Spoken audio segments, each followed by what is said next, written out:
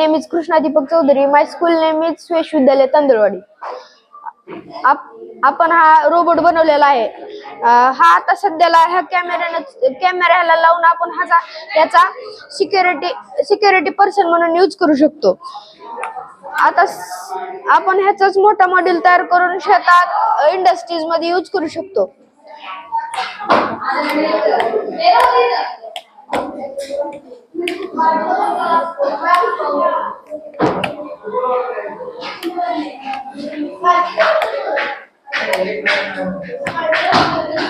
Thank you.